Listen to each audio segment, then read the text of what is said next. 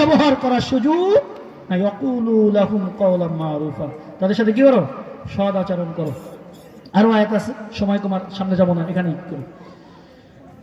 এখন ফকিরের ব্যাপারে কোরআনের আয়াত দ্বারা বুঝতে পারলাম আল্লাহ পাক রব্বুল আলামিন বলতেছেন যারা ফকির মিসকিন আছে তাদের একটা হক, তুমি সম্পদশালী, তোমার সম্পদের মধ্যে আছে। তুমি মনে করো না সব মালের মালিক তুমি, বরং এই আল্লাহ পাক রব্বুল আলামিন তোমাকে যেই সম্পদ দান করেছেন এই সম্পদের মধ্যে ফকির মিসকিনের একটা হক সম্পৃক্ত করে দিয়েছেন। ওই হকটা আদায় করার দায়িত্ব তোমার আমার। ওই হক যদি তুমি আমি আদায় করতে পারি, আল্লাহ পাক রব্বুল আলামিন বলেছেন এটা তোমার আমার জন্য কল্যাণকর। আর এই হক যারা আদায় করবে তারাই হলো সফল কাম। এক হাদিসের মধ্যে আল্লাহ রাসূল সাল্লাল্লাহু আলাইহি ওয়াসাল্লাম বলেন, ক্বালা নবী সাল্লাল্লাহু আলাইহি ওয়াসাল্লাম, হযরত আবু হুরায়রা থেকে এই হাদিস বর্ণিত, আন আবি হুরায়রা রাদিয়াল্লাহু তাআলা আনহু قال قال رسول الله صلى الله عليه وسلم يدخل الفقراء الجنة قبل الأغنياء ب500 عام। যারা দুনিয়ার মধ্যে গরিব মিসকিন যারা আছে, তারা দুনিয়ার মধ্যে যারা সম্পদশালী, এদের থেকে 500 বছর পূর্বে জান্নাতে প্রবেশ করবে। সুবহানাল্লাহ। আল্লাহ সম্পদ দেন, কত অভিযোগ, আর মুখ কানা, ওর কি যোগ্যতা আছে?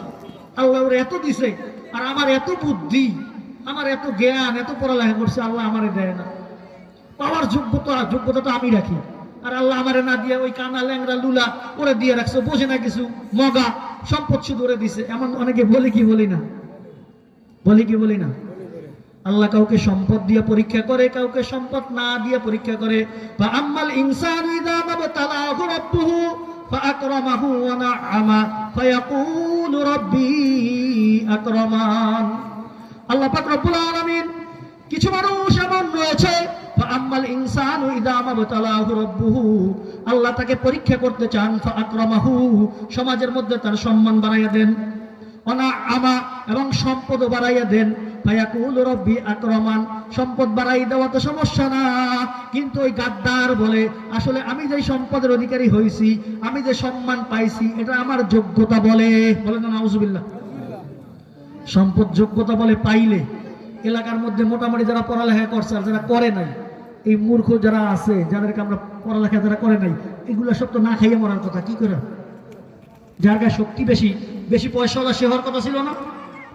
তো আল্লাহ পাক রব্বুল আলামিন কাউকে সম্পদ দিয়ে পরীক্ষা করেন, কিন্তু এই গাদ্দারে বলে আমি আমার যোগ্যতা বলে সম্পদ পাইছি। ওয়া আম্মাল ইনসানু ইযা মাবতালাহু ফাকাদারা আলাইহি রিজকা, আবার কিছু মানুষ আছে তাদেরকে সম্পদ না দিয়ে আল্লাহ পরীক্ষা করে, তখন এই গাদ্দার বলে ফায়াকুল রাব্বি আহানান, আরে আল্লাহ কে রাসূল চোখে দেখে নাই, দেখছে শুধু আমার বিপদ যা আছে সব খালি আমারে দেয়।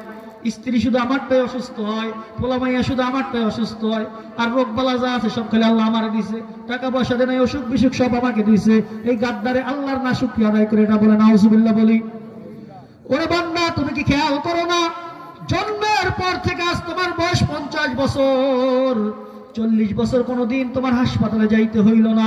ওই 40 বছর যেই রব্বুল আলামিন তোমাকে হাসপাতালের দরজায় নিল না, আজকে মাত্র একদিন হাসপাতালে গেলা, 2 দিন হাসপাতালের বেডে থাকলা, এখনই না শুকরিয়া করা শুরু করছো।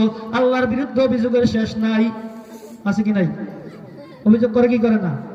এই যে যারা অভিযোগ করে, আল্লাহ বলতেছেন ওরে নাফরমান, তুই তোর যোগ্যতা বলে সম্পদ পাইছ এটা মনে করিস না, আর তোকে আমি ভালোবাসি না এই জন্য তোকে আমি সম্পদ দেই এটা মনে করিস না। কাল্লা বাল্লা তুকরিমুনাল ইয়াতীম, তুই যে সম্পদ থেকে বঞ্চিত হইছ, কি কারণে বঞ্চিত হইলি? কারণ হইল বাল্লা তুকরিমুনাল ইয়াতীম, তুই সম্পদ পাইয়া এতিমকে কখনো সম্মান করো নাই, এতিমকে কখনো ভালোবাসো নাই, এতিমের কখনো সমাদর করো নাই, এতিমকে আদর করে ডাইকা একটা চকলেট কিনা দেস নাই। ওয়ালা তাহাদ্দুনা আলা তুআমিল মিসকিন, সম্পদটা যখন পাইছিলি, পাওয়ার পরে কোনো গরিব মিসকিনকে খাওয়াও নাই, গরিব আত্মীয় যারা আছে তাদেরকে দরজা দিয়ে ঢুকতে দাও নাই, গরিব আত্মীয়কে আত্মীয় বলে মনে করো নাই। এই যে গরিব ফকির মিসকিন আর এতিমকে তুই অসম্মান করছো, এই জন্য আমি রব্বুল আলামিন তোর সম্পদ কাইরা নিছি। নাউজুবিল্লাহ বলে। তাহলে এতিমকে সম্মান না করলে, ফকির মিসকিনে না খাওয়াইলে, আল্লাহ বলছে এটা যার সম্পদের সম্পদ কমে যায়, এর মানে হইল কি, যারা ফকির মিসকিনকে খাওয়ায়, মেহমানদারি করায়, আল্লাহ তাদের সম্পদ বাড়াইয়া দেন। কথা বুঝছেন? আরো বহুত আয়াত আছে, যেমন এদিকে। তাহলে এই হাদিসের মধ্যে আমরা পাইলাম আবু হুরায়রা বর্ণনা করতেছেন, যারা গরিব হবে তারা যারা ধনী আছে, এই ধনী মুসলমানের তুলনায় 500 বছর পূর্বে জান্নাতে চলে যাবে। 500 বছর, এই 500 বছরের কথা হাদিসের শেষে বলছে বিনিসফি ইয়াউমিন, কিয়ামতের দিন 1000 বছর দিনের সমান হবে। এই অর্ধ দিন আগে যারা ফকির থাকবে সে জান্নাতে চলে যাবে।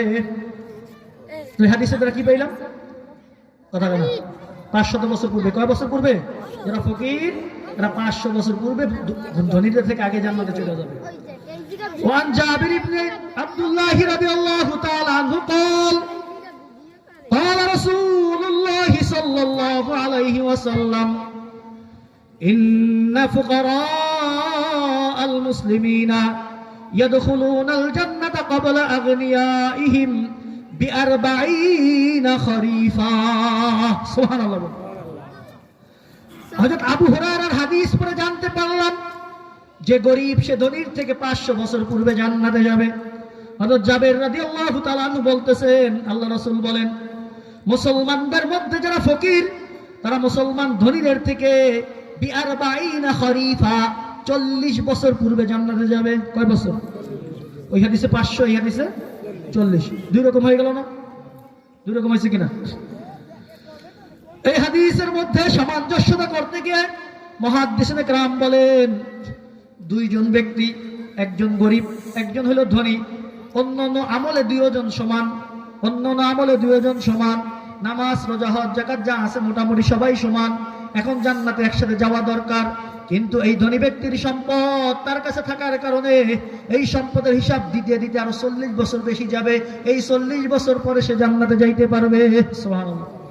আর যার আমল একটু বদ হবে, একজন ফকির আমল ভালো আর একজন ধনী তার আমল একটু খারাপ, ওই ব্যক্তির হিসাব দিতে দিতে 500 বছর লাগে যাবে। সম্পদ ছিল, ওই সম্পদের হিসাব দিতে দিতে কয় বছর?